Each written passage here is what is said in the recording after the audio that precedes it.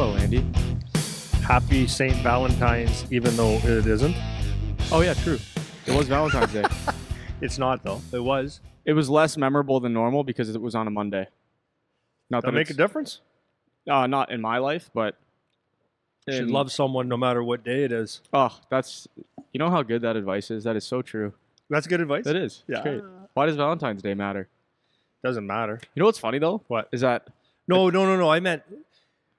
Doesn't matter what day St. Valentine's Day comes on. You should love them anyways. Yeah, I know. Oh, okay. I got what you... What did you think I said? That's what I thought you said. What did I say? Did I say something confusing? I don't know. Doesn't matter. Anyways, happy St. Valentine's Day. Yeah, happy St. Valentine's Day. Before we get going, I forgot to get my page open here. I got some nice feedback on the new logo. Some people were reaching out telling me they like nice. it, so it's cool. I like it. On the website next month, we're going to have the off-season program posted in March. I'm trying to get it for the first week of March. Might be the second week because it's taken me a while to finish all the videos and stuff. But that's going to be up next month. So if you want to do that, it'll be on the site. If you have questions about it, you can send me a message. I also started my own Instagram, using my own Instagram. Yep. So if people have specific training questions or whatever, you can send them to me there as well. And what else am I missing? Oh, and then for support for the membership through the summertime, if you want that, we're going to keep that for members only. So if you want to become a member on the site and you want support for the program, you can do that. If not, that's fine. The program will still be there whether you like it or not, but that's the best way to support the show. Cool. That's all I got on that. Okay. So now you can go. I wanted to start off, well, we had a resume sent in the other day on trash talking. A resume. Yeah. It's funny. It's funny. No, it's funny. I actually appreciate someone that takes the time to write into us. Yep, for sure. It wasn't a Cole's Note version at all. No, it was in depth. So, yeah, but interesting that someone would take that much time out of their day to ask a question. Yeah, I mean, it's like for us. I mean, it's like, No, I think it's a compliment. It was about on the text. It was about that long or email, right? I think Can you just explain it real quick? Yeah. So basically, it was generically speaking, it was about the topic of trash talk and how kids should deal with it on the ice. When kids say certain types of things to them, if it's a personal insult or like a generic F you or whatever type of trash talk they go for. How to especially kids, deal with that because it's part of the game. Like guys, that happens especially as you start to get older. Even when you're young, though, it's funny. Like you'll get the 10-year-olds that use the hockey slang chirps that they think are funny and whatever. Yeah. But as you get older, then it actually starts to get more intense. And then especially as you start to get to know some of the guys and through junior, when you're playing against them for 2, 3, 4 years, you can start to get a lot more personal about it and whatever. And a lot of guys, it can get in their head. And other guys, not really. Some guys thrive on it, some guys don't. So it was just kind of a generic question about how do you deal with it without getting into too much personal detail. Yeah, with the trash talk thing, right? Yeah. I think a couple of things he said, like how do you respond? What kind of trash talk can I use back? Yeah, and how to stop it from getting in your head. So to me, it's trash talk is funny. Actually, speaking of that, we got one of our kids that we tease every day because. One of the nicest kids ever, and he won't swear. No, like we try to get him to say the F bomb and won't and genitalia words and stuff. And he won't do it. And we said, "Do you ever do it?" He goes, "Yeah, on the ice." And then it's got to be extreme though. Yeah. Which is good though. Yep. Which is good, not because he's not swearing, because that stuff doesn't bother him. But so as far as the trash talk is concerned, it's a funny thing. My son is a terrible trash talker, so he says, and I said, "Good, don't talk about it." Like to me, it's there's no point in it. But he goes like, "Some guys have a silver tongue, right?" But as far as it goes, like this is my thing on trash talk. I'm not a big fan. This is what I say: talk is cheap, and that talk is even cheaper because it means absolutely nothing. Like. Yep. Your mother's fat. Yeah. Well, she might not be, and she might be. And what does that have to do with anything, anyways, right? Like, if that's what we're going to play, if you're focused on playing hockey, then you got a problem. The other thing I like to just say about this is you have 2 ears and 1 mouth, two eyes, 2 ears, and 1 mouth, and you use them accordingly. And if you're out there yapping all the time, you're out of whack. So that's the first couple of things I would say is like talk's cheap, and you should do more listening and more seeing, observing than talking. Now, having said that, some guys actually just have the gift of trash talking or chirping, and maybe it works for some of them. And I think that works for a very, very small few. Very few. For example, Steve Ott. Yeah. He was very good at it, and he'd go right to someone's heart and soul, and that's what he did. But he was that type of a player, right? So maybe it worked, but then I go, maybe it worked for him, but maybe it didn't. Do you know what I mean? Yeah. Maybe it didn't. Maybe it got him off his own game, or maybe it didn't. Maybe it was more effective of just being quiet. I think a small percentage of people it works for, and I think a lot of the times it backfires or it actually gets you in trouble. And this is the biggest thing about that. Like, so here's where I would say maybe it starts, it can begin. So when I coached youth hockey, it was a rule that I had right early on is none, zero talking. In fact, the way I look at it, especially in youth hockey, because your brains aren't organized enough and you have to focus on the game. So I just said to my guys, if I see you chirping someone, you're in shit with me. I don't need you talking to the other team, because to me, it takes your focus away from playing the game and it puts your focus on having a better comeback or a better chirp. Yeah, for sure. So now you're focused on other things instead of just being a good hockey player. Now, where I think it might start being acceptable, not even acceptable, but where you can start using it to your advantage is once you get to junior, college, pro, because you get a little bit more of a brain. Yep. And there's a game within the game. But even then, I would say that trash talking, chirping is probably going to backfire and get you in trouble. Well, it definitely increases your chances of getting in trouble. You know what I mean? Oh, yeah, for sure. Because define trouble? What do you mean by trouble? What just kind? in trouble, like by just saying the wrong thing. Because there are so many, and I'm not saying this in a negative way, there's so many rules in life that you can't use any, like even in the OHL, you can't say a derogatory thing. Yeah. In fact, well, you can't say a derogatory thing because there's so many rules. And I'm not saying it's wrong, but when I played, you were allowed to say anything to anyone. Right.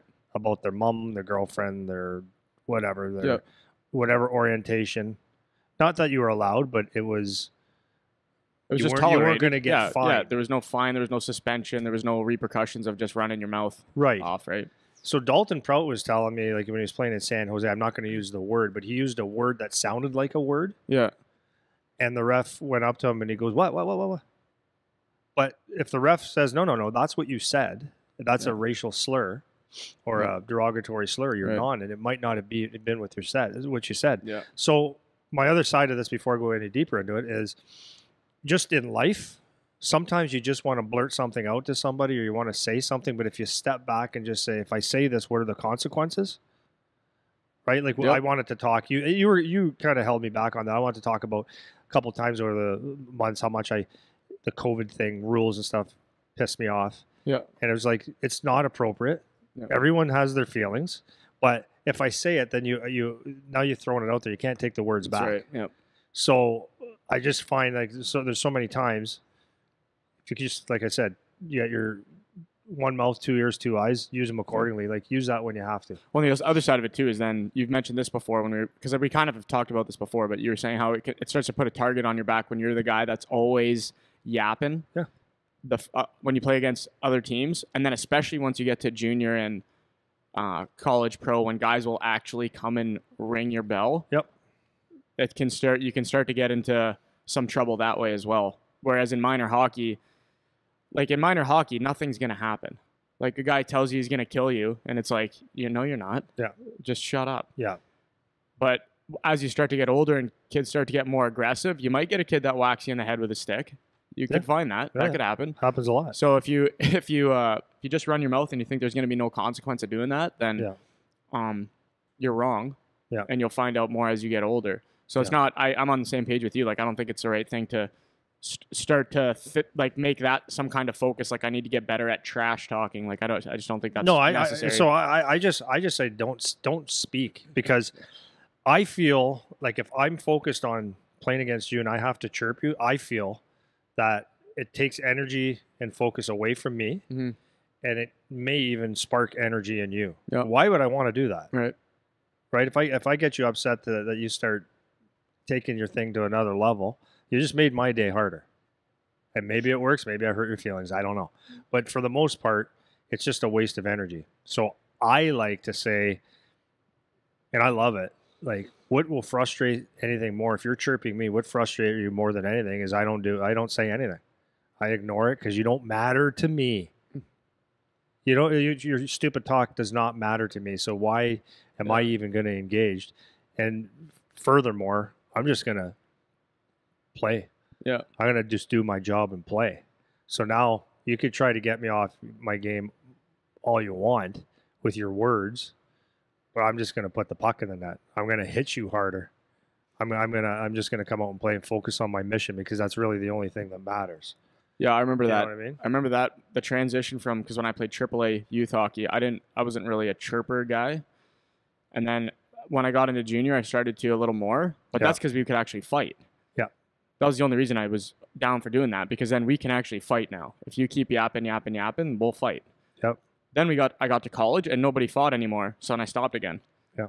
Because guys would say that, like, I'll beat you up, I'll do whatever thing they're gonna do, and I was like, no, you won't. Like, you got a big nose. Like, so that's what you got. Speaking of that, yeah, I was going to save this to the end, but you just threw it out there. So you and I were at a game the other night, an OHL game. Yeah. And this is what trash talking is. Like, so basically, like, as you said, you can talk all day. Talk's cheap, right?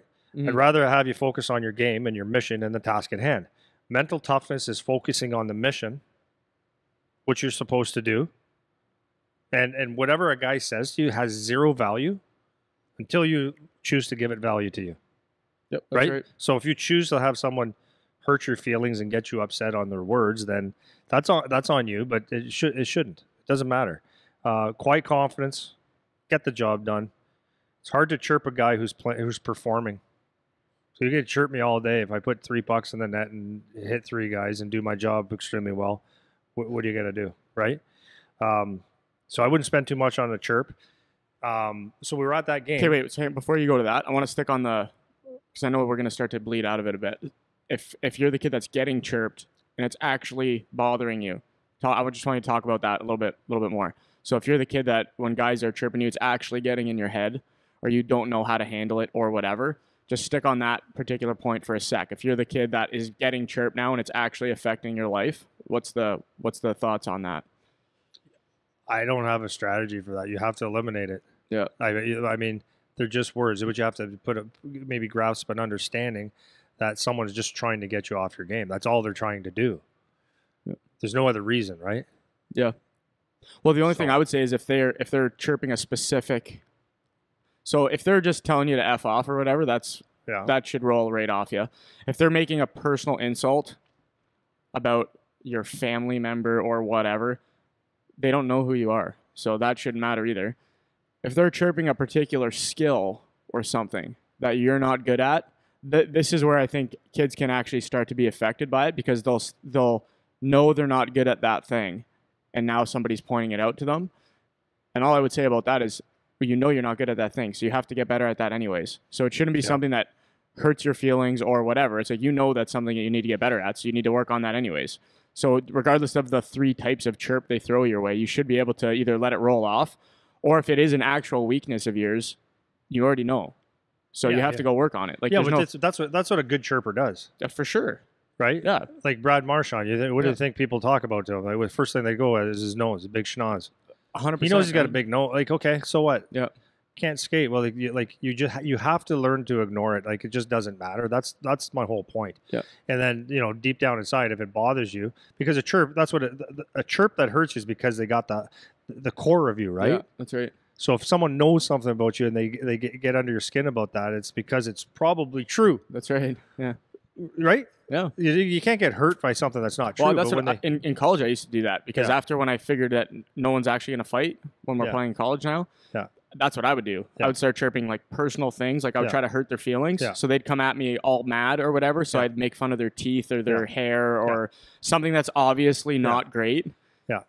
And that is something that I was doing to try to personally hurt their feelings. Yeah. I was trying to do that on purpose. Yeah. And it's exactly right. That's what chirps are for. Yeah. So if that's something that you're going to allow to get under your skin, then you're not really understanding the game. That's right. You know? That's right. So- Yeah, you just can't. I mean, I don't have a psychological strategy except for saying, yeah, like when I played, I wasn't 6'2", right? Yeah. So you know, we played in North Bay, and I'm not short by any means, right? Not insecure about it at all. No, I'm not short by any means, but we had my last year with Sudbury Wolves. We went from green and gold uniforms, their jerseys and shit, to blue, gray, and white. And me and one of my line mates, he was about 5'8", like shorter than me. And when we were coming off the ice onto the bench, he always just say, "Oh, he was a good chirper." Oh, no way you keep up with this guy. Yeah. We call this the Smurfs. You know, and it's almost like I don't even have a comeback because I'm actually not 6 feet tall. Yeah. You know, Yeah. so it's like I don't even have anything. You got That's me, right. but that's what they go for. Yeah, for sure. And you know, you just have to combat it with the way you play. With the way you play, if you have a muffin of a shot and someone's chirping your muffin of a shot, like whatever, it's just the obvious. Well, yeah, go and work on it, not to please him, but to make you better. Yeah. But to just to make you better. But yeah, that's the way it goes. But don't spend much time on being a good chirper. It's irrelevant in hockey. It makes no difference whatsoever.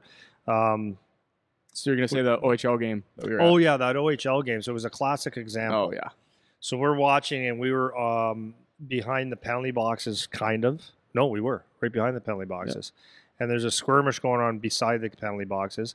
And you said, "Oh, here we go," and I go, "No, Yeah. no, guys don't do this anymore very often." Yeah. So, couple pushes and shoves, and everybody had a chance to go at each other.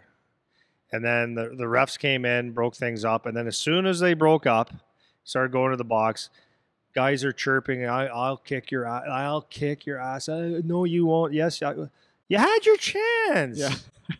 You could have done it. And I'm not just saying like the fighting piece, but you're in the penalty box separated by scorekeepers and refs and all that stuff. And now you're telling this guy how tough you were when you could have done something about it if you're tough. That's right. So like I'm sitting there going, look, right? We're sitting there going, look at Started this laughing. crap. Like, look at this. Well, yeah, because the stupidity. next play started, and we're looking in the box. They each have 4 guys in the box, helmets off, facing the crowd, chirping each other, just trying to be beauties. With passion, how tough they are. I know. And it's like 4 seconds ago, you guys were out there and could have beat the shit out of each other, and you didn't. No, you didn't even. So it's just not pretend. even close. Pretend. Now, having said that, like I said before, you're going to walk into a guy that's not pretend. So I'm not saying that everyone is full of shit, but especially in minor hockey, until you get up into junior where guys have some experience fighting, most guys are just full of shit. And that's what I found out when I started playing junior is even in junior, you can call bluff a lot of times on guys. Yeah. Talking all tough, and then if you actually go and do something, they don't do nothing. They shut right down. Well, that's until you find the one guy that'll, beat the piss out, which has happened. Oh no, several you got to be times. ready. Like if you're gonna, you got to be able to back it up. That's what Steve Ott said. We were sitting over there, and I was just asking him a few questions and stuff, and that's what he said. He goes, "Everyone bluffs." He goes, "Most guys are gonna bluff." Because if I say I'm gonna punch you in the head or I'm gonna stick you, I'm probably not gonna tell you, but if I tell you, it's coming. Yeah. Where other guys will do that for 38 games straight, right? Yeah, so, for sure. So if it's what you focus on, you're in trouble. Just play hard and let your play speak. I just talked about that. And really, this is really good advice. Is just beware of the quiet guy. And there's so much power in that. Yeah. So someone's chirping you. He's probably not backing it up. The bigger the mouth, the less of a fight he's got in. Typically, you know what I mean. So be the quiet guy. Let someone chirp you, skate away. Just ignore them. It'll drive them nuts, and go perform. But the quiet guy, when you're chirping him, he doesn't say anything and he plays hard. That's the guy you don't want to be pissing off too much, because that's typically the guy that will clean your clock. Yeah, especially if it's one of those kids that plays hard. Talk is cheap. If it's a kid that plays hard and doesn't say anything, for sure. I found that a lot too. It's mysterious, right? Yeah, that's right. Why am I not bothering you? And that just comes. They either hit you with a hard hit and leaves you, crumbling. Yeah. Or it's just a hard shift every time, and it's like he ain't backing down. Yeah. Right. Yeah, doesn't have to prove anything with his mouth. Yeah. The mouth is like, this gets you in trouble. Just gets you in trouble. That's the problem. It's no matter what you do, you're better off not saying something than saying something. You can get a suspension. You can get a 2-minute penalty. You can be misunderstood. all Get these your different ass things. kicked. Yeah, then you could get you open your mouth to the wrong person, right? So it's just better to close the mouth, focus, and this is very important. Focus, keep your brain on playing the game, and I probably can't say that enough to the younger kids, to the junior kids, like to anybody, is when you're in the game, it's the only thing that matters right now is it's what's inside the glass. The only thing that matters to you is making your team better, focusing on your job. And it's the second that you can't skate, your shot is a muffin, whatever. As soon as that goes out here and you start, that's outside of your focus. Now you're distracted and your performance will suffer. I don't care how mentally tough you think you are. You think it gives you energy? Probably doesn't. The odd guy, for sure. They make a living on it, but that's what I'm saying. Brad Marchand can do it because he makes a living at it. But look what happens. He gets suspended because all the time because of his stupidity, right? Man. Yeah, licking guys' faces and stuff because you take it to different levels, right? Yeah. So, just shut the boosh and play the game. Focus on what you need to focus on. And that's what should be going in your head on the bench. When you get off a shift, you should be going, get your breath, focus on your things that you need to do next, focus on what's important now, right? Yep. What's important That's now. it, man. Anything else is sucking the life out of you. But what I would say for the dad that sent that in, it's a good opportunity for, like, there's a lot of times in the game where you not much you can say as a dad if you haven't played, right? Mm-hmm. Not a whole lot. You don't know the game or you're not the coach, but this is actually good conversation time that doesn't only help your kids hockey, but it helps them in life. So it's good lessons in life. And, you just teach those things we said, like the more you have of your mouth moving all the time, the less people hear you, right? Quietly go about your business, think before you speak, all those kinds of things. And if you want to frustrate someone, say nothing.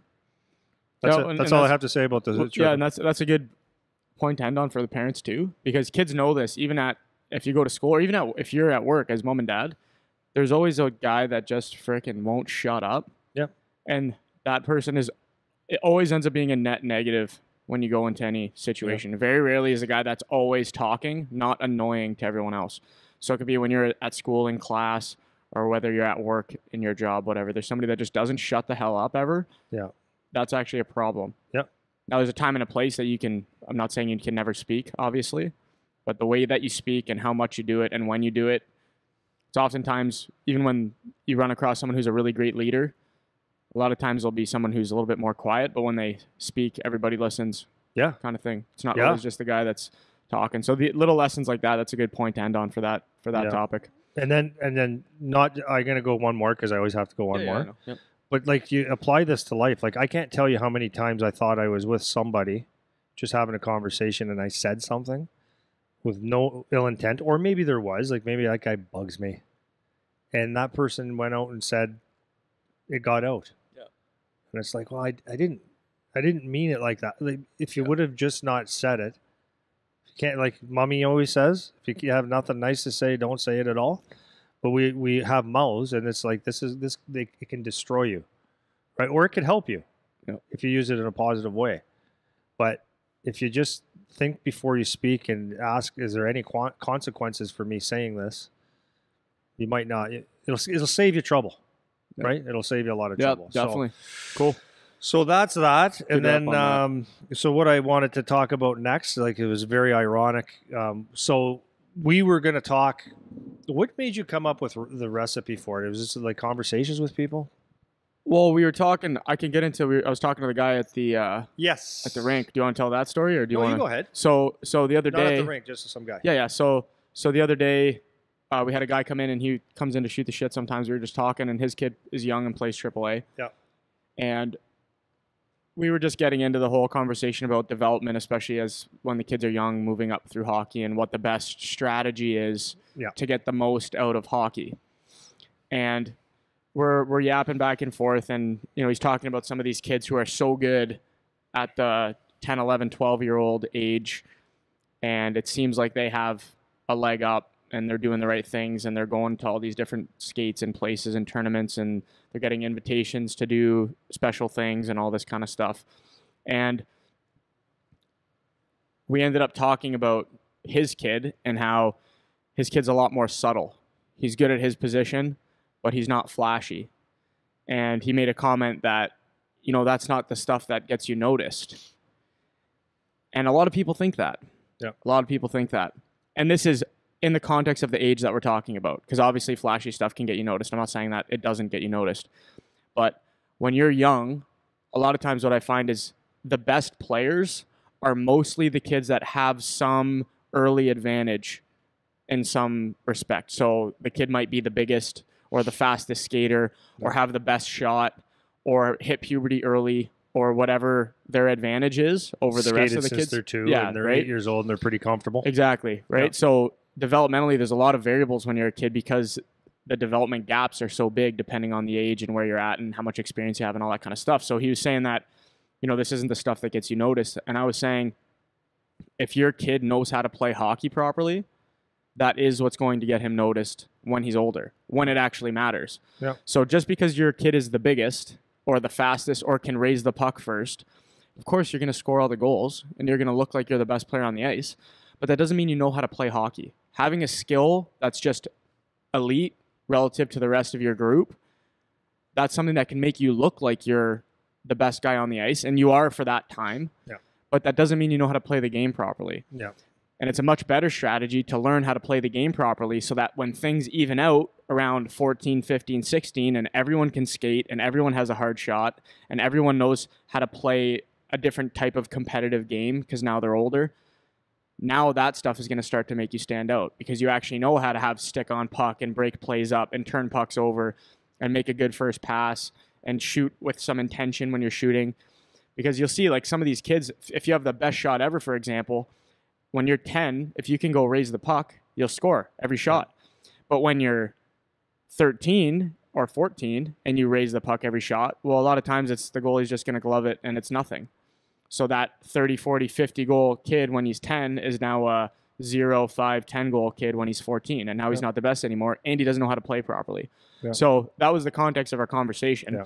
And what I ended up saying to him at the end of it was, if you think there's a step-by-step recipe, process, whatever you want to call it, to get the most out of hockey, there isn't. Yeah. There's no recipe. Like, you can find a kid who played AAA from day one that made the NHL. You can find a kid that didn't play AAA till he was 14 that made the NHL. You can find a kid that played AA, went to junior C, then got a scholarship, and then there's a path for everyone, and then you can find the reverse. A kid like me, I played AAA from day one, didn't make it. Yeah. I did camps that were appropriate. Went to high quality training all the time. I didn't play all kinds of spring hockey, and it didn't work. A bunch of kids that I played with, they went to all the camps. They played AAA from day one. They did all the spring hockey. They did all the special tournaments. They did all the invitational everything, and they stopped playing when they were 12 or 13 or 15 or whatever. So that was kind of the framework of the conversation, and then that kind of bleed into what happened last night here, which was interesting. Yeah, so we would have got that call before that conversation you had, but a couple weeks ago I had a message for someone that they wanted to talk to us. The parents would like to talk to me. So I'm like, first of all, the typical response that I had is, because I didn't know them, and my typical response is, okay, here's a crazy couple. Yeah. For sure. Yeah. But they wanted to come and talk about their kid, their son. I'm not going to say the age because it actually was appropriate. Yeah. And they came in last night and they were, what a wonderful family. Yeah. And what I loved about it was, and then I told them last night, and I think you popped in at that point, that it's ironic because we were doing, and the person listens to our podcast, and just a wonderful family, beautiful family. So he came in and we told him that, ironically enough, we are speaking about what we're talking about last night. So they just wanted to know, like, what do we do? So they were innocent parents. This is what I liked about it. Because most times it's people are just looking for the answer they're looking for. But these people have a kid that's a pretty good player. And they just want to know, what do we do? Because dad has never played hockey. Mom doesn't have a clue. And they just want to do the right thing for their kid. And they asked if they can come and talk to me. So as they came in, I just I was laughing because I could tell they weren't there for like the intent wasn't because they wanted me to say, "Oh, your kid's a star. Do this, this, and this." You know, this will get them there. They just said, "We don't know. We got all kinds of people telling us we need to do this, this, and this, and this." Okay, what were we gonna say? Okay, so I just want to jump to sharpen up because before we were saying we're putting bets on the crazy family, and the reason we're saying that is because normally people that come in to talk with you are more they're looking for the sneak play or the undercover trick that they really, can do. What do I? What do I really need? What did Charlie do? What did you do, Charlie? Yeah, really? what actually is what I need to do, and that's normally the attitude that we get. So when we're talking about that's mostly what we mean when we're saying we're talking about crazy. But what was beautiful about this is literally what this podcast is for. Yeah, this is what we are trying to do. Yeah, that, like people that don't know. Like what an excellent use of the resource by this family. And it was impressive that they did that. They had questions. They had actual questions. They wanted to have an actual discussion because there's the way you put it last night is there's a lot of noise. Yeah. There's a lot of noise. And that is what this is for. So it was awesome to see. And it was great. It was great that they could get their questions answered with some real advice that actually transfers to real life, not just bullshit fluff that people make you feel like you have to spend all this money to do all this stuff. Yeah. That really is not consequential at all. You know? It was funny because that's one of the first things he said. He goes, "It's weird because it's almost like you don't want business." yeah, he did say that. Yeah, because you keep pushing people away. I go, "Yeah, I don't need. If we took everybody that we could, I mean, I told him, I said, I could fleece you, man. I could fleece you big time. You need this, this, and this." But I said it's not true. So we were very honest. They're very helpful. So, anyways, the bottom line was, we said that there is no recipe for success, and that's what we told them. You know, we gave them some good advice to move forward, but the advice was let your son play. I told the kid, I said, you just enjoy hockey, son. And you work as hard as you can and as passionate as you can possibly be. And when it gets hard, if you really love hockey, it's going to shine through. And you got a few more years before you even see if you're a hockey player. Mom and dad, all this stuff that people are telling you to do, you don't need to do it. If you ever choose to come to one of my camps when it's appropriate, we'd love to have you if he fits. And if you don't, I'm not offended. But right now, just go play the game, play other sports, practice as much as you can. You don't need personal trainers and all these different things. Just go and enjoy it. And I really do believe that they're actually going to listen. And we use the example. I gave them four examples of Charlie's age group of people that just listened 100%, and they've all got their school paid for. Yeah, and on that point too, it's not because we're Jesus Christ, like you said, and we know all the answers to everything. That's not what we're saying. You can do what you want. Yeah. But there's a reason that experience in the playing the actual game and being around the game matters. Yeah. And that's what we're speaking from experience for you. Much more than me, having trained thousands and thousands and thousands of kids. Yeah. And hundreds and hundreds of really good players and hundreds of guys that played in the NHL, played college, played in the OHL. Yeah. You would, if anyone was able to know the pattern, it would be somebody that's like you, that has trained all these kids. If you had a step-by-step recipe that you could give people, you would have it. And there just isn't one. There isn't, man. There's a couple things that you can do that increase your chances. And what you said to the parents was, you can give him opportunity and support him. Support him. And as the kid, you just have to be really passionate about the game, work as hard as you possibly can. And we talked about the environment a bit as well, that you put yourself in. Yeah. And that's going to give you the best chance. Yeah. And that might not even work. And that might not work, and it might not work for you. Yeah. And it's so there's just there's no do these 10 things and you'll get exactly what you want. Well, I think Mom really related at the end of it, right? Because I kept saying that, and I think hopefully other people can understand this. I asked them what they did for a living, and she's a professional, like a very really unique job. Like I'm very impressed. Like it's a hard. She told you what she did. It's hard. It's hard. It's focused. It's similar to what you do in engineering and stuff. And I said, well, the best example I could give you is yourself. Remove hockey from it. Look at yourself. I don't know if your mom and dad helped you pay for school. She goes, no. I said, okay, that's even better. But you did it yourself. And there's probably a lot of times where you wanted to quit. It was getting too hard. The only one that could motivate you was you. Yeah. I said, so if your parents were sitting on the sideline saying, go, go, go, go, and doing all these things, it didn't matter. You wanted it. You did it. You accomplished it. And only you know what it was like to be in that top echelon of people that can do that profession. And she goes, that's true. Yeah. Yeah. That's There's nothing anybody could have done except like maybe what helps is that you have family that is encouraging, and maybe it doesn't. But the bottom line, that doesn't even matter. Yeah. What matters is that the specific individual wants to be that. Yeah. Well, at the end of the day, it's more likely if you have a good support system and whatever. But like you're saying, you can find the kid that had no mom and dad that grew up in the slums and made it. Yeah. Like Starbucks guy that started Starbucks or whatever, right? Yeah.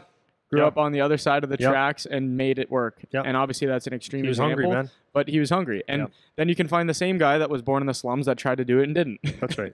So it's just it doesn't matter what you do, but there are things you can try to do to give yourself the best chance or give your kid the best chance, and that's just support, opportunity, and trying to make sure that they're in a good environment. And then it's up to the kid to do the work, Yeah. Well, like so we said there's no recipe for doing it. Like if you bake a cake, I mean, there's different variations of cake. Obviously, I'm not a chef, but there's you make a cake. You need salt. You need eggs. You need I think you need cake. But there's a recipe that you follow and you'll get something. Yeah. Right. But that's not a hockey player. It could be anything. Yeah. You could be too tall, too short, not short enough. Like whatever it is. You seen Marcel Dion or Brett Hull, they were like heavier. Yeah. But they could play. Phil Kessel appears to be, feels like he doesn't. It looks like he doesn't give a rip. Yeah. He looks like he's out of shape. He doesn't appear to be a hockey player in any way, but he's a phenomenal player. And the guys that I know that know him say that in the gym, he's an absolute animal. And he actually really, really cares. It just doesn't show that way. So you don't know what you're getting until you open the box and let it go. So, maybe the exception to the recipe would be to productively work hard. Productively meaning as you're going through first of all, work hard. Understand what working hard is, and then productively work hard so that you're working on little things that are going to make you better, finding your deficiencies and working on those things, making sure that you're working on things that are going to improve your whatever skills, and productively practice. Like go there with a purpose. Like go in there and I'm going to work on 1 or 2, 3 things every day. And if you do that, that's I think it's pretty necessary. Yep. Although I'm going to go into the Wellwood story in a minute. Yeah. It's not always true because some guys' talent overrules everything. Yep. And sometimes if you're just that talented, you don't have to do any of it for a while. It'll catch up to you, but that's the exception. So, so I wanted to. I think we talked about this before at one point, but anyways, if there was a recipe, back when I played, Wayne Gretzky's recipe was his backdoor rink, his outdoor rink, a little kid, and then skating on the river, and hours and hours and hours, and going through pylons and doing his little things. Well, is that the recipe? Well, a lot of people did it. I did it. I didn't turn out to be Wayne Gretzky, so that didn't work. Yeah, right? Seriously. Yeah. Matthews, we talked about this, is the small area. When he grew up in Arizona, he grew up in a place where there wasn't a lot of hockey players, so they did a lot of 3-on-3 small area stuff. And well, if that's the recipe, that doesn't work because it worked for him. Or was that why he did it? Because we do our 3-on-3. I've been doing it for 20 years. 3-on-3 cross ice, small areas, integrate it with skill and stuff like that. And I haven't trained anybody like Austin Matthews, or I haven't trained that. If that was a true recipe, then we would have hundreds and hundreds of plays. Well, we take over the NHL because we've been doing it for 20 years. Yep. Does it help? Absolutely. It's a tool. McDavid was the pep, right? These things are not what made the hockey player. And and Ekblad was PowerTech. Yeah. And so there's a good example. How many kids come and train at PowerTech? Yeah, exactly. Aaron Ekblad was skating with me forever. Yeah, private lessons, one Aaron Ekblad, and everything. Yeah. So if PowerTech was the recipe, then we'd have a million Aaron Ekblads. Yeah, everybody'd be a first overall defenseman. Yeah, So I wanted to point that one out too, because that's us. Like we're PowerTech. It's not the recipe. Yeah. That's right. So that's a very good point. I don't really say that too often, but that's very true. But they made it because they are who they are. Aaron, growing up, was always like a bigger guy, like a kind of a gangly skater, but he had the brain, and then he had a skill set that matched it at some point. But he's Aaron Ekblad. That's all. And people may have questioned a little bit 2 years ago if maybe it was not shouldn't have been first overall, but he's proven what he is now. He's a great player. But yeah, he did my system. Yeah, that's what he did. Yeah. Right. And I will still say, even though I train him and I know him and I want him to do well, I don't think he's a great skater. But that didn't stop him from being a first overall pick. So does you have to be a great skater? Well, you're supposed to, but why is he not? Why is he not a beautiful skater like his defense not partner, but a depth defenseman like Radko Gudas, who's a great skater, but he can't put pucks in the net or get points. Yeah. Right? Like there's no recipe for it. And the thing is that these guys, I do believe that Connor McDavid doing his PEP allowed him to do a lot of stuff with speed and stuff like that, but he skates like no other. It's not because of a toy on the ice. Yeah. And Matthews is not one of the best hockey players in the NHL because he played cross ice 3-on-3. Right. And Gretzky wasn't the best. They have a brain. There's something special about these guys, and that's what it is. So when we look at what they did, yes, you can look at it, but you have to understand that that's not the only reason that they made it. Right. There's no secret. And on that point, what we're not saying is that doing any of this stuff is going to hurt you. Number one, that it's not a good thing to do. We're not saying that. And we're not saying to do nothing. Yeah. We're not saying either of those things. So I don't want people to listen to this and think that we're saying, okay, well then just I won't do anything That's probably a bad idea. Yeah. And I don't want people to think that if you go do PEP that you're doing a bad thing. That's not what we're not saying that. So make sure you just be clear about what our message is here when you're people that are listening. Yeah. Our message is not that these things hurt your product in terms of productivity you're talking about. It's not going to be something that hurts you. And on the other end, we're not saying don't ever go do any camps or any skills training or use any toys, or we're not saying either of those two things. We're saying you need to contextualize what is the actual reason that some of these players are the players that they are. It's not because they did PEP or 3-on-3 or PowerTech or whatever. It's that they had multiple things about them that made it work. Because there's way more kids that do all of these training systems that don't go anywhere. And that's all we're pointing out. So if you want to go do a PEP camp, that's fine. We're not saying don't go do a PEP camp.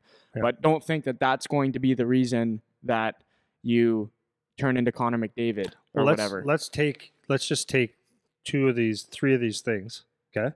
And beat it to death just for a second. Yep. Not to death then. Just beat it a little bit.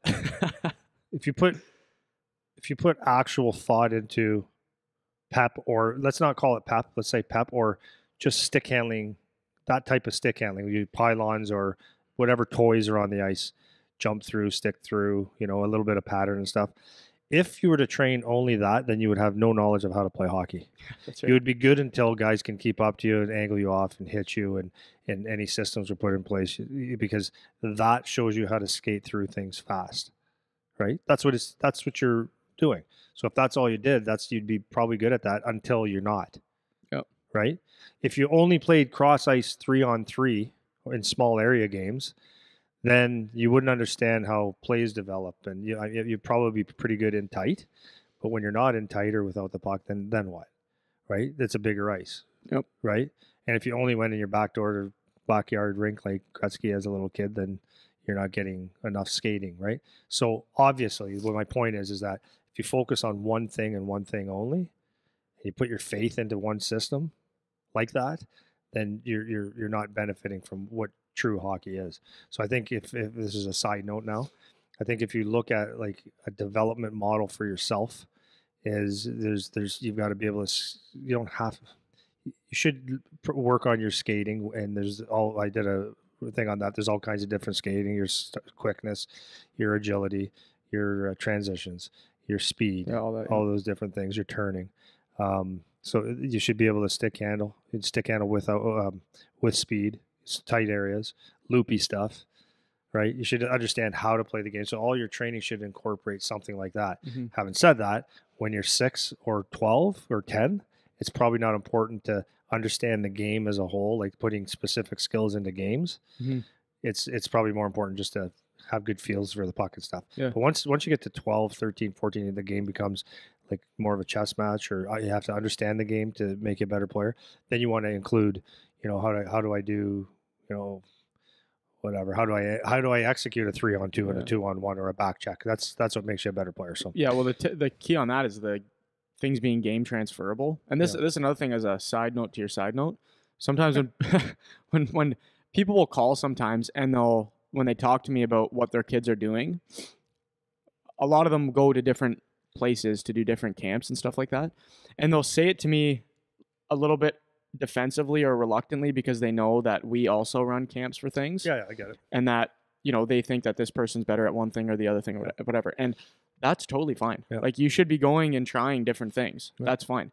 You shouldn't just listen to everything one person is telling you.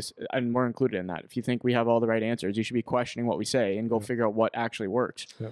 So it's not that you can't go try other things either, but the problem is when people aren't getting back to that point of, does this actually work in the game now? Yeah. So if you're really good at doing twists and turns and stick handling through cones and all that kind of stuff, especially as parents, if you haven't played and you don't know what's actually applicable to a game, it can look like you're making all this progress. Oh, look how good my kid is at 10 and 2 turns and all this kind of stuff. But can you go do any of those skills? Do they actually apply in a game situation when it's not just a tire on the ice? Yeah.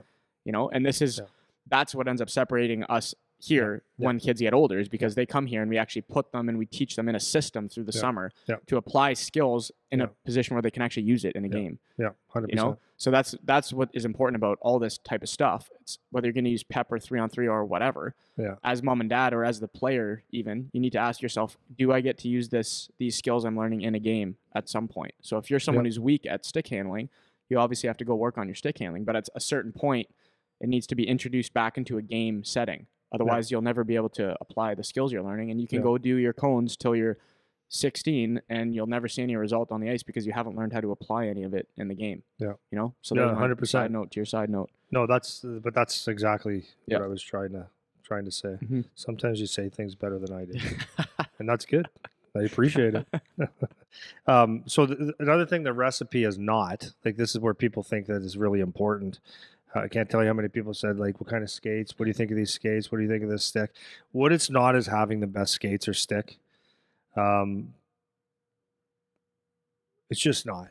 Like, Charlie, when I used to buy skates, now he's got another pair coming in. He's custom. Does he? Yeah. They're the True now. He had the CCM. Now True's making him a pair, and he's got his. Why is he getting new skates?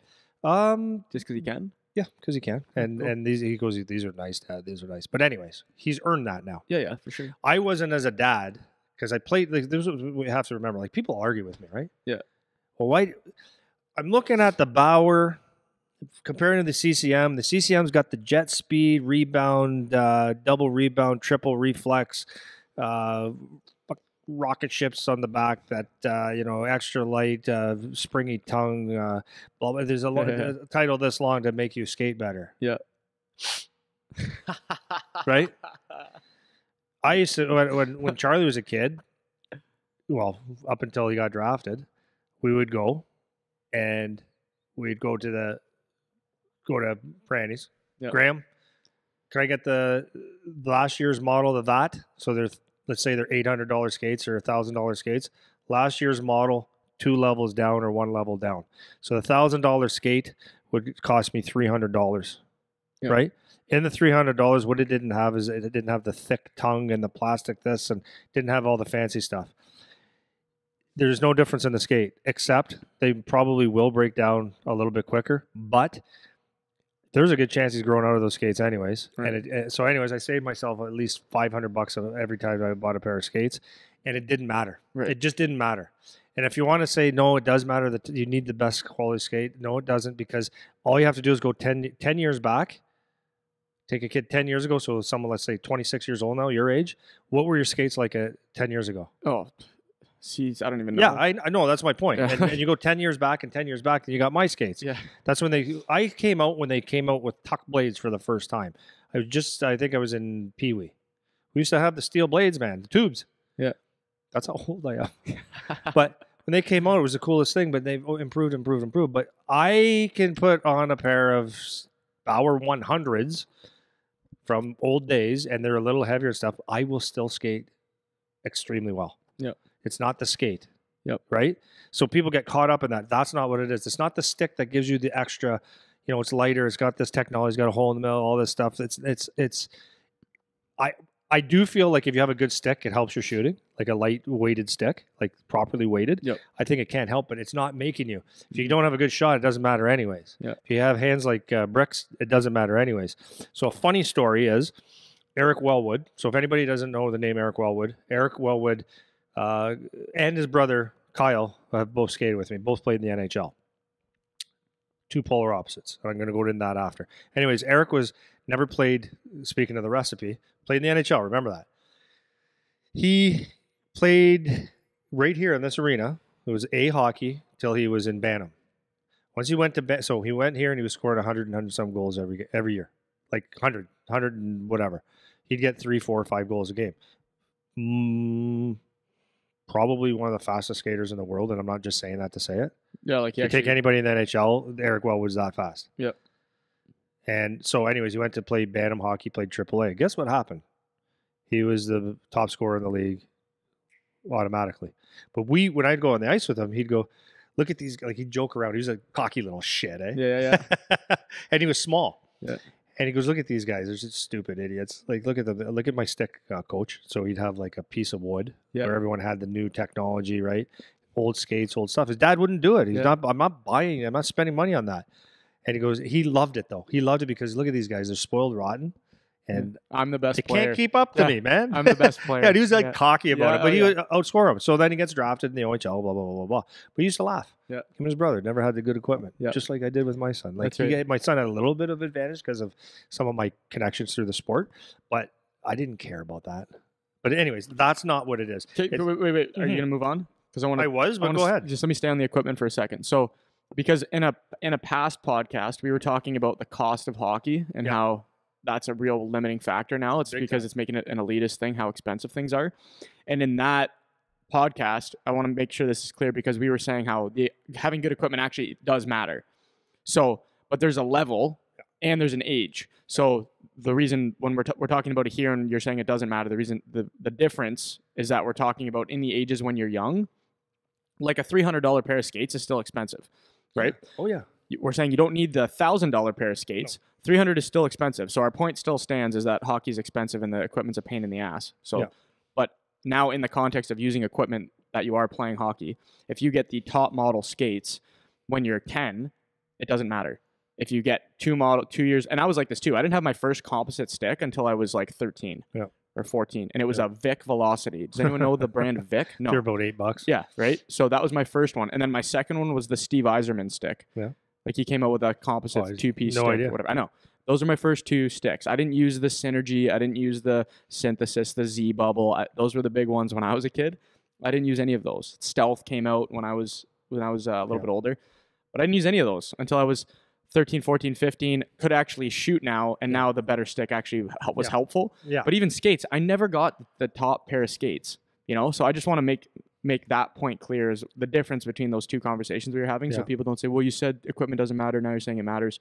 This is the context that's different. If you're 10, 11, 12, 13, when you're going to grow out of your boots in a year anyways, having the top of the line skates isn't consequential. If you get 2 models older from last year or 2 models lower from last year, they're still good skates, man. Yeah. I used to get equipment from Brett back home. He played for the Peterborough Pizza in Ottawa, 67s. He was 2 or 3 years older than me. Yeah. His dad and my dad worked together. My dad was a butcher and he was the store manager. Yeah. And so Brett would pass the stuff down to me. Yeah. And I used to wear this old crap, and I used to get skates every year because I needed them. And we'd go, and sometimes gloves. Yeah. So we'd go to the DeMarco Brothers Sporting Goods in Sudbury, go downtown, couldn't wait. I'd stop in there every day and just look at stuff, right? And just dream as a kid. Kids do that, right? Oh, yeah. And then when it was time to get stuff, my parents would take me, and I thought that's exactly what I did because I knew my parents couldn't afford it. So I'd go, can we try those? And my parents would, are you sure? Because they knew that it wasn't the best. Yeah. But I knew that it was really stretching it to go more. It was just out of respect to my parents. And it was like, I'm sure they appreciated that. And I appreciated getting it. So I'd always get the knockoff. But hey, I did that too. Like Maximum got drafted with a couple hundred points. Not bad. Yeah. Well, right? I used to do that too. We used to go to Maximum Edge, which was a skate shop around here. Yeah. And they would sell, people could go donate or trade their skates there. Mm-hmm. So I would always get used skates. Yeah. And there was a guy there was a guy that used to sell the stuff out of his garage too. Okay. Like used older stuff. He would Yeah. collect like older equipment. I forget exactly how it worked. I don't know. My dad would remember, but I remember I got my first what I thought were like decent pair of skates were CCM Tacks. And they were brutal. They were like relative to top of the line standards.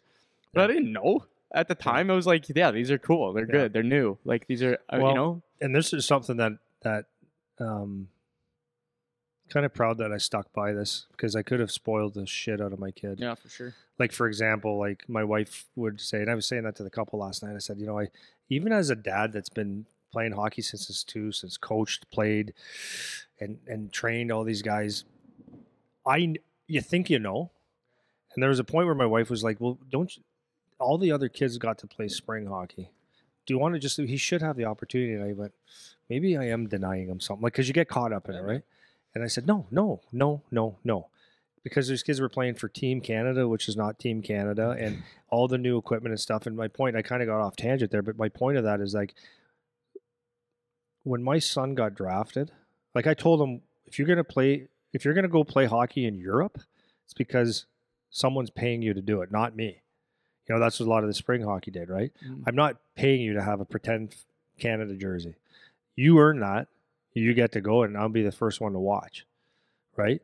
So when he got drafted and he got fitted for his skates, like in the middle of the summer, custom-made skates with his name and his number on it, now it was special. Right. Now it was like, wow, like he didn't even try skates on. They just scanned it. And he's got skates that are the perfect fit, and another pair, and he's getting all these things. That's the reward for actually doing the work, right? And then it becomes very special. It's not just like, I need that. These aren't good. You're building more excuses. And there's a lot of that, man. There's a lot. So like, this is another reason why you want your kids to earn it. Don't give them too much. Anyways, I got way off topic. Right. I want to go back. Yeah, go ahead. So it's not the skates, Charlie, best model, blah, blah, blah. It's not spring hockey or extra clinics or your coach or having an agent. Those are not what is the recipe. It's not that. It's not getting to the AAA level at a perfect time. You know, is it 12? Is it 10? If I don't get in now, is it going to be too late? Is it, if I get in Bantam, is that good enough? Like, I think I get in early.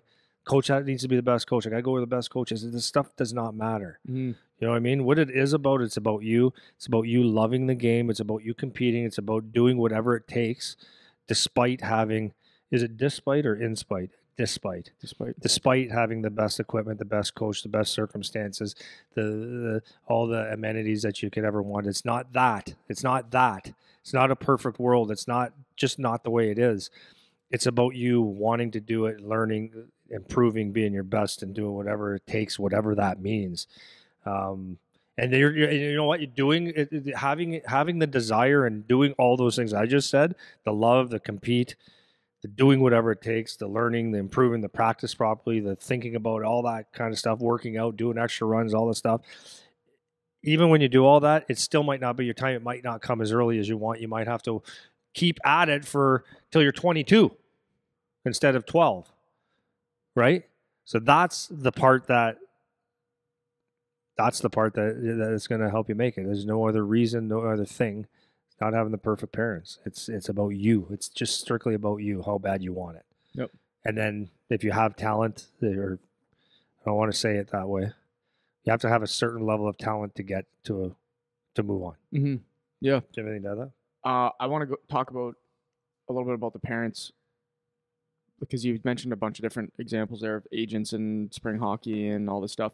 And what I was saying when we were talking last night, and we've said this before, but there can be a lot of noise, especially if you're parents that don't know what to do, which most parents won't know what to do. Even if parents sound like they know what to do, or they think they're doing the right things or whatever, most of them don't know. And there's a lot of noise. There's going to be a lot of things coming at you from different ways. Like, oh, he's got to play spring hockey. He's got to do this. I have this agent. I'm going to this tournament. I'm all this kind of crap. And what I was saying it's so funny because I'm literally repeating everything I said last night, but it can appear like what you're doing is making the difference when the parents and the kids are young. So if you go to the spring tournament and your kid is a pretty good player, and now he gets invited to other spring tournaments or to play on the Marley's spring hockey team or whatever. Mhm. Things like that can make it seem like you're giving your kid an advantage. And you actually might in the short term. It might be a short term because they're playing a little bit more hockey, or they're playing with a little bit better players, or they're getting some development advantage. The level you want to be a star at. This is what my point is, right? It can appear like what you're doing is working because your kid's the best when they're peewee or Adam or whatever age group you're at. Or you can afford to bring them. Or you can afford it or whatever. And a lot of times if your parents like the ones we were talking to, you might think, let's say, for example, you can't afford to do the spring tournament. Now you feel like your kid is missing an opportunity, like you were saying, because all these other kids seem to be doing the spring tournament or whatever. So what my point when we were talking about yesterday is, again, you can think that your decisions as mom and dad are making the difference, and it might look like it up until it doesn't anymore. Yep.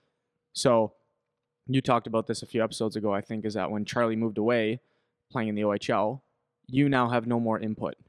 There's very little that you can do. So if it was you that was pushing your kid along all this time, at the day that and let's say your kid gets drafted and you think that it's because of all the extra shit you did as mom and dad.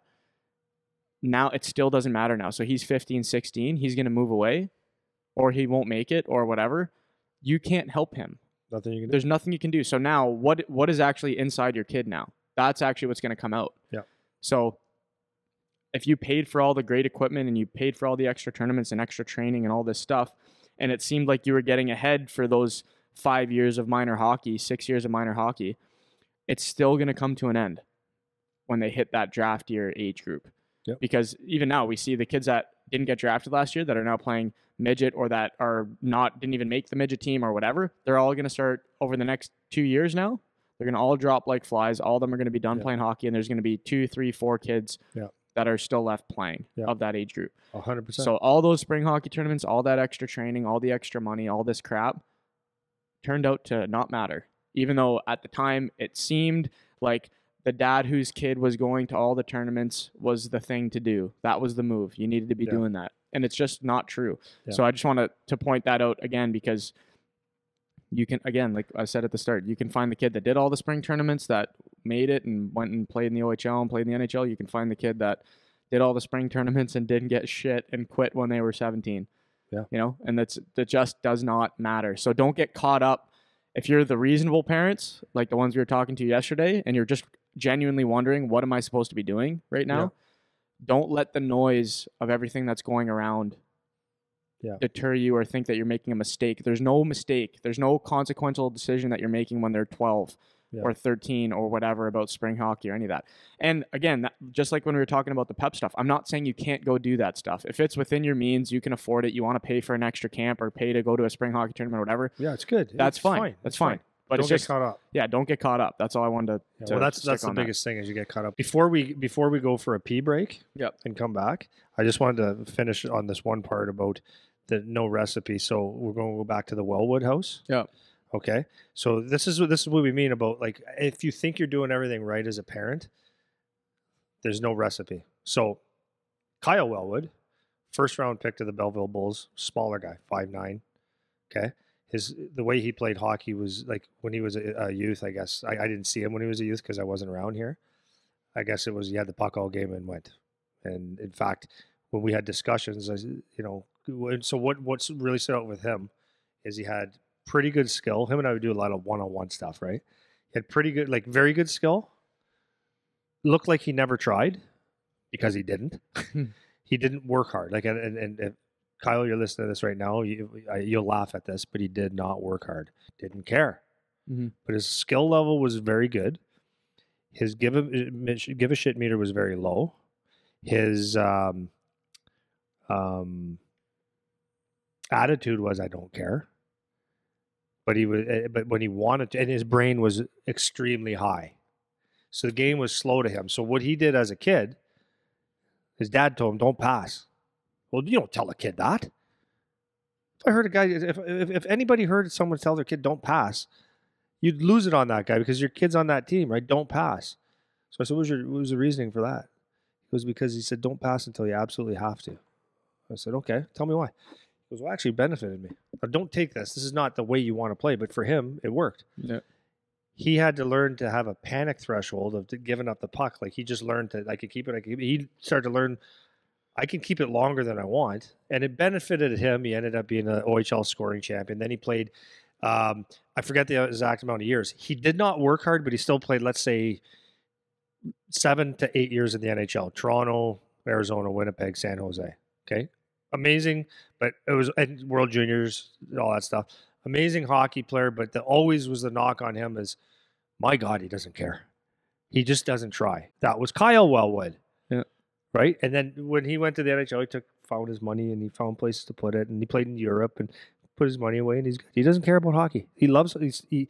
He understands it, but he doesn't love it. Eric's the little brother. Probably, I think it's like almost a 10-year gap. Really? Yeah. It's almost a 10-year gap. Oh. Maybe an 8-year gap. Well, that's almost 10. So Eric was a skinny, smaller kid that could fly. Like Eric didn't have, or Kyle didn't have like all-out speed and stuff. He knew, but he could turn it on. But Eric was like fast and a hard worker, not skilled like that at all. Choppy, but just so determined, right? And he didn't move to AAA till later, and then he went there and he played well. Just his speed is what did it. Penalty kill. He goes so he gets drafted in the 4th round, and he's not making it his first year. He shot a puck like a little girl, a 7-year-old girl, right? Yeah. And but he worked hard, and he was dedicated, and he would go to the gym, and he was like ripped, man, like a skinny, tight, every piece of sinew sticking out of his body that you could imagine. Like when he wore pants and a shirt, he just looked like he was just that's an athlete. That's an athlete, man.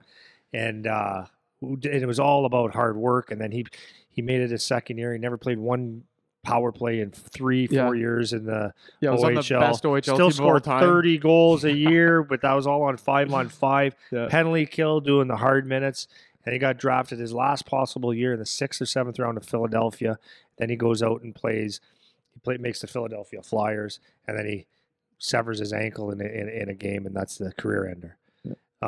My point is, right? Same household, 2 complete different styles, 2 complete different people. Dad was probably trying to, like, he coached at home a little bit, sort of thing, but probably told him different things. But his dad was like kind of a philosopher, gave him principles, right? Like if you stick to it long enough, like an analogy Eric told me, he goes, my dad told me, he goes, just keep working. If you stick to this long enough, it's like going to a movie. If you wait in line long enough, someone's going to leave the movie, and eventually you get your shot in. And he used to tell him things like that all the time. So he took it and he cared. But you had one that didn't care, one that it meant everything to him. There was no other option in life. One that didn't work, one that worked his ass off. One that had like just a hockey brain that could think it and go do it slow. This guy had to do it at Mach speed at all time, right? Completely different, and they both make the NHL. So there's your recipe. There is none. Yeah. Right? No, it's a great example, man. Finishing up, even though it might take a little bit longer than we need to. No, it's not too bad. No rush. Finishing up, okay, when we talked about our friend that was talking about his son being a defensive defenseman, and is it going to actually matter? Yeah, young defenseman and stuff like that is going to matter. Is it going to matter? Like, they don't look for that kind of stuff. Well, yeah, you're absolutely right. Yeah, it does matter. See, the thing is as you said earlier, is like it's when you're young. And I'll use a defensive forward, defensive whatever, just someone that's not the flashy guy. I would say, yeah, you need to just, encourage your kid to, don't take what he's not and beat them up on it. Take what they're very good at and enhance it. Do you know what I mean? Yep. So obviously if a kid could score a ton of goals, that's what minor hockey looks at, right? You're a star. If you're a minor hockey star, you're getting points. Minor hockey, though. Yeah, minor hockey. That's what I'm saying. But I would encourage, like, someone that is not a points guy, he's a defenseman. So, and I told him this before. I said, this is great. Work on 3 things. To work on learning how to gap. Like, focus on this because no one else is doing it, right? No one else is doing it. Learn how to make that first pass or getting it out of your zone every single time. Like, that's what you focus on, and work on having a good stick so no one ever scores on you. And then you add boxing out, add whatever, and you be the best at it. And if you're the best at that young and you continue doing that all the way up, and this guy's a pretty big guy. His kid's probably going to be, the kid's a pretty big boy. He's probably going to be like a really good defensive player. And that doesn't mean that you can't work on skating and stick handling and shooting, because, in fact, as you get better and older, that might translate into a little bit more offense. But, if you look at the world of hockey, everybody, like you said the other day, everybody wants to look at being the superstar. But do you want to be a superstar, or do you want to be a hockey player?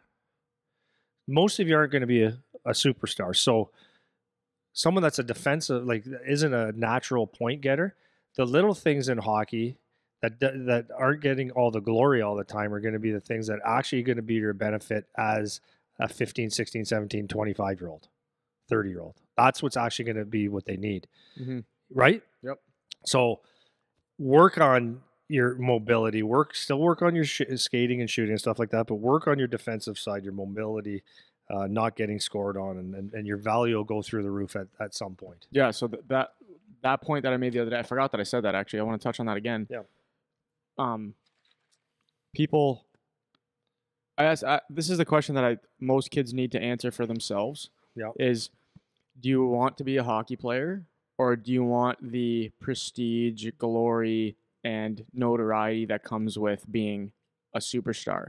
So if I could offer you, hey, do you want to be LeBron James, or do you want to play in the NHL? If your answer is, I'd rather be LeBron James, then you don't want to be a hocky player. Yeah, you just want to be a superstar. You just want to be a superstar, right? You just want to be, and that's not a perfect analogy, but that's the idea, right? So if I'll offer you be like the fame and fortune piece, which is something that everyone thinks they want, or I'm offering you the thing you're saying you want. You're saying you want to be a hockey player. So is it you want to be a hockey player, or is it that you want to be a superstar? Because those aren't the same thing. And if it's the superstar thing, then probably don't even go. well, and this is what I'm questioning the motivation now, right? So if you want to be a hockey player, then there's a lot of ways to be a hockey player. It doesn't, you don't have to be Connor McDavid. Yeah. But if what you want is to be Connor McDavid because he's a superstar, well, that's not the same as wanting to be a hockey player necessarily. Right. Yeah. Right? So there's a lot of things you can do, because most of the guys that play in the NHL are not Connor McDavid, obviously. Yeah. But they know how to play the game properly. They know how to live the lifestyle of a hockey player. They know how to do the things that it takes to play that sport professionally. So if that's your framing, I want to be a hockey player, just ask yourself that question. If you're mom and dad, you can ask that kid your kid that question too. Yeah. So when you, like, Bud, when you want to say you want to be a hockey player, what do you mean? Like, why do you want to be a hockey player? What part of it? Yeah. It's like, well, they get to do interviews and they drive cool cars and they have nice houses and all that stuff. It's like, okay, well, that doesn't have a lot to do with hockey. Yeah. You know? Yeah. Why do you want to be a hockey player? And that's what you can start to do, because if they say they want to be a hockey player for the right reason, now you can start to learn the game, because it's about actually playing the game properly. Because you say this all the time, it doesn't become hockey until you're 16, 17, 18, you're playing junior and you're in a system and it's a business now, and all that's when it becomes how hockey is in real life. Yeah. You know, minor hockey is just a fun thing to develop. Yeah. You know, so use this as a tool to start to learn the game properly. That can be your motivator. It shouldn't be that you want to be the sexy superstar. That's not what the motivation should be. Yeah. You know, and if you end up landing and being one of the superstars, that's awesome. Great. Shoot for it. But if you love hockey, then what happens is when you go to your first year of junior, where you got drafted, maybe you got 50 goals the year before in midget, you go to junior and they say, okay, we need you to penalty kill, and you're on a fourth line. You don't sit there and say, well, I'm done. Yeah. You go, oh, okay, I'll kill penalty because it's an important part of hockey. That's where you have to understand hockey. Yeah. So I just wanted to going back to, sometimes the glory guys shine later, right? And you need glory guys. Yeah. Like you need the glue of the team, not just the glory guys, the point getters. So one example that comes out to me right away is Sebastian Gervais, who we train. Yeah. So 12th round pick. Do you realize now in the OHL, his dad and I were laughing about that, he's got more goals this year in the OHL as a 16-year-old 12th round pick than he did in midget? Yeah. He was not the best player on our team in midget. Yeah. And midget, like, but he signed with Saginaw, and they liked him not because he put the puck in the net. Right? Yep. Because everybody at that camp was trying to go through guys, and everyone wanted to be Connor McDavid, or everybody wanted to look like the high skilled guy. But what he did is he worked really, really hard, and he did his little things. Little things. Called winning a face-off, called finishing a check, called getting sticks in the right place. Defensively responsible. Defensively responsible, caring about that side of the thing. And when coaches see that, that's something that they don't have to. They know that stuff's there. Everything else will be a bonus. So they looked at him as, okay, there's a guy that we can put in our system that's going to do the grunt work, the dirty work. Mm-hmm. Signed him, and look at, he's got more points than several rookies in the league. Well, and this is to your point that you made earlier about that can transfer into offense later, right? So he's comes in especially at higher levels, because you know how to play the game now. Right. This is what the whole point is. Yeah. If you, like I was saying, the minor hockey kid that can just skate through everybody and score, that's not real hockey. Yeah. Even Connor McDavid can't do that every time he has the puck. No. He's not just going end to end. Yeah. He does the odd one. You see it on the highlights because he's that good. But he's even a guy like him. He's not skating through everybody. That's not real hockey. That's not how it works. That's right. So Jerv goes in, probably a third or fourth line style player in the way that he plays, defensive responsibility, whatever. Yep. But what a good break. So he's on a team that isn't very good, a ton of opportunity as a rookie because they don't have a super deep lineup. Yeah. They're not making a playoff run or anything this year. And look at, he's playing first and second line. Yeah. He's getting a little bit of special teams, and he's got 30-something points. Like, this kid could be on the NHL draft list next year. Yeah, and the as of now, the staff, the coaches, the GM, and everything love him.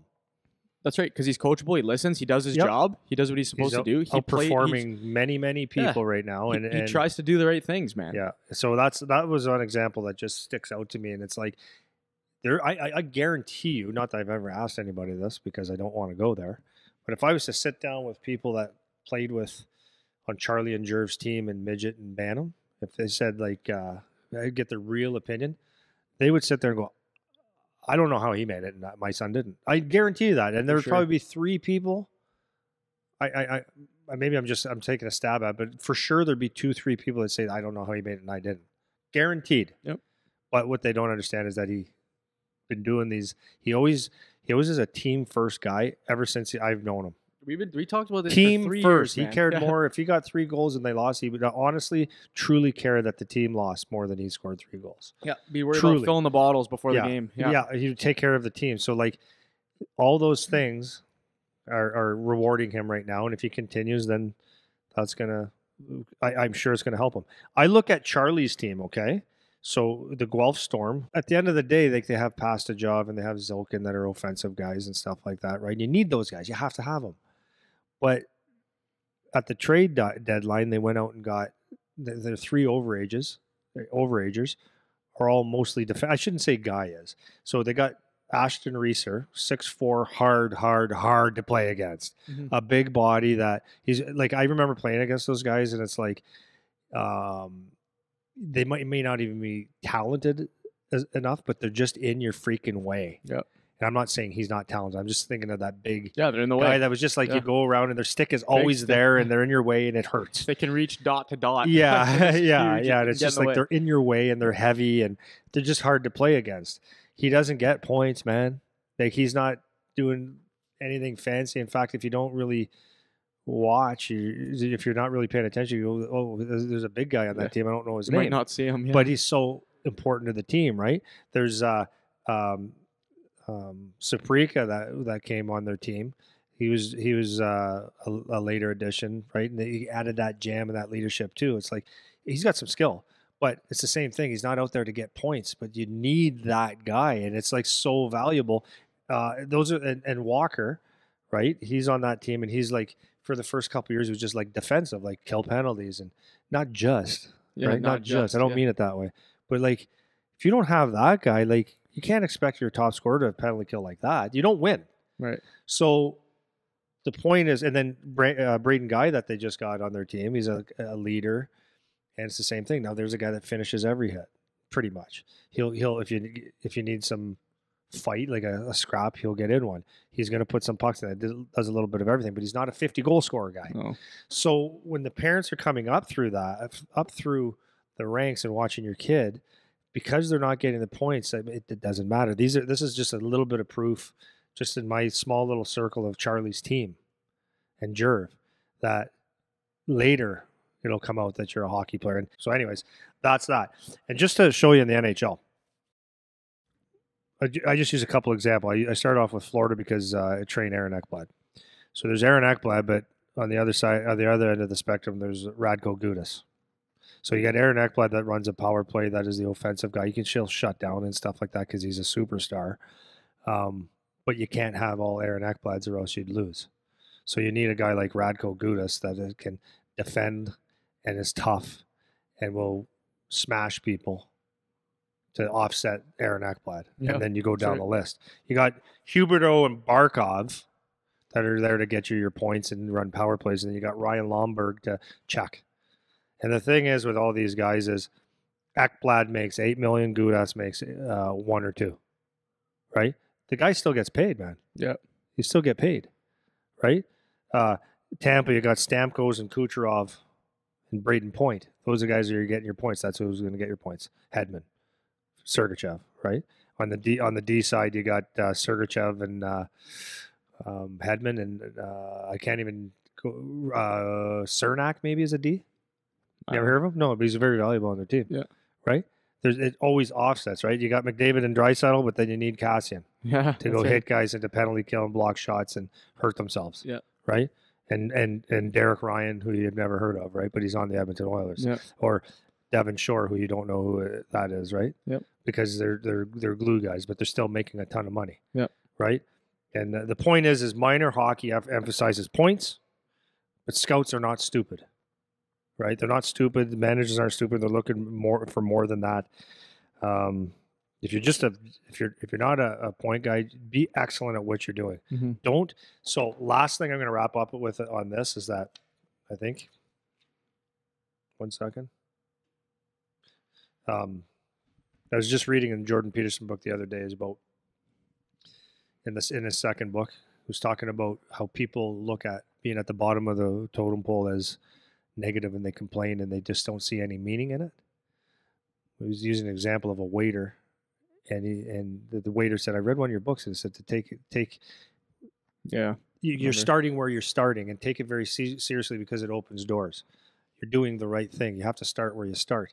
He said, "I took your advice, and it's deeper than that." And he moved up this chain and became like a manager or whatever, yeah. And he sees his life opening up. And it's the same thing as a hockey player, right? When you go into my son's doing it right now. He was a points guy. He was a hitter. He was the star of his team. He was drafted high, and now he's at the bottom of the barrel. So you can go to the bottom of the barrel and you could say, well, this sucks. And you don't understand your significance and not only the significance of the team, but you need to figure out a way to contribute to the team, even if you're only getting 5 shifts a game. There's a way to contribute. Yeah. It might not be scoring a goal. It might be, though, but it might not be scoring a goal. And you also have to take pride in understanding that at this higher level that I'm playing, I'm building my foundation again.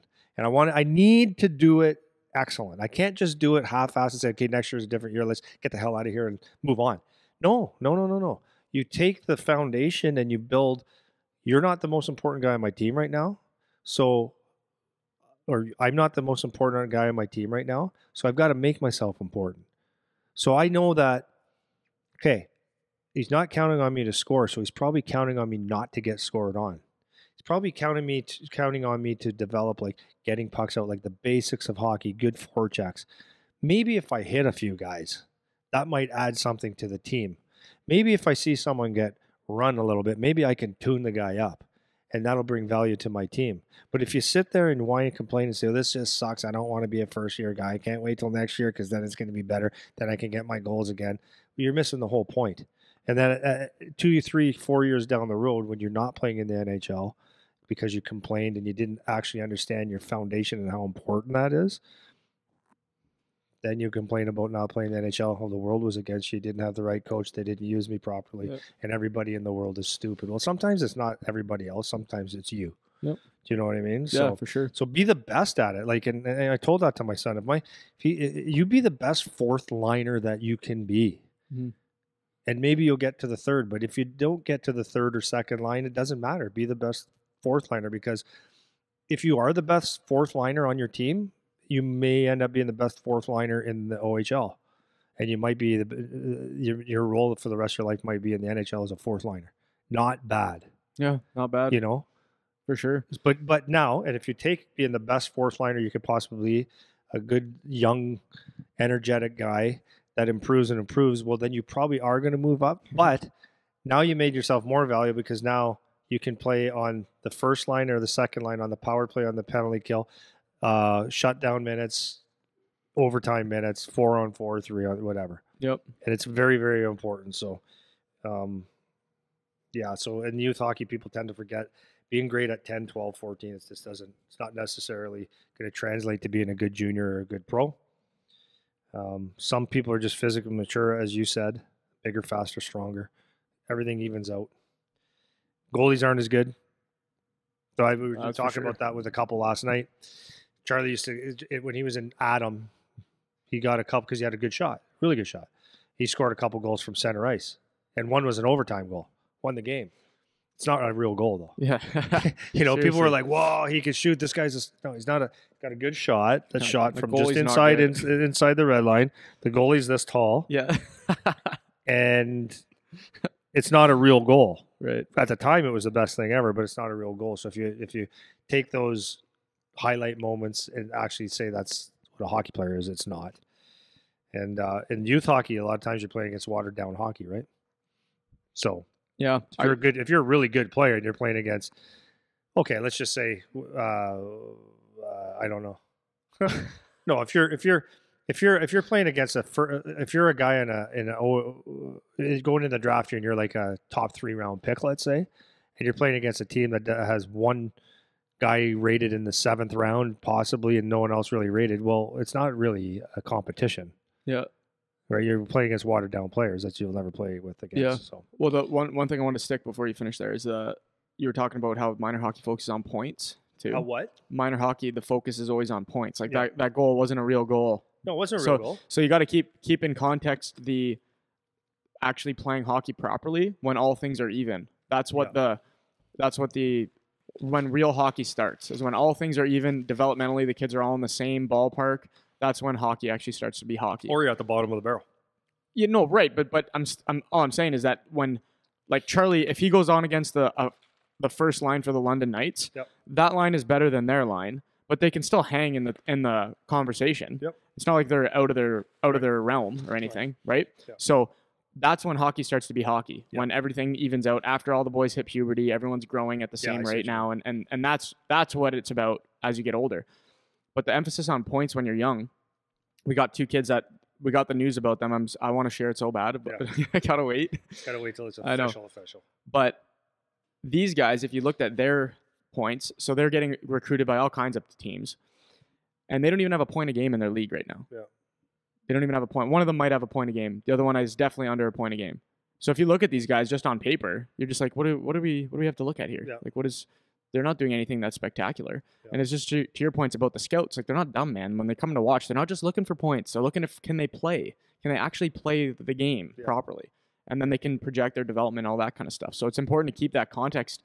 Nothing actually matters until hockey is actually hockey. And hockey isn't hockey until everyone is on the same relative playing field. Yeah. That's when you can actually start to see who's going to be a player and who's not. The goal from the red line doesn't count. No, it doesn't count. That doesn't count. So that's my ending piece there. Yeah. No, I think I'm good with everything. I don't want to talk about anything else. It's good. Good to leave it there. It's good. Yeah, it's cool. Good. Well, I know this episode is going to be a little repetitive because the point, like we were saying again, is if you think there's going to be any consequential decisions, especially when you're 10 or 11 or 12 as mom and dad, we just gave you an hour and a half worth of examples of how it's not the case. Yeah. So folks, if you're mom and dad, just focus on giving opportunity, supporting your kid, think about the environment that they're in. And if you're a kid, you just got to work, man. You got to work. And as you start to get older and develop, then you're going to get into how to play the actual game properly, right? Okay, so we'll leave it there until next week.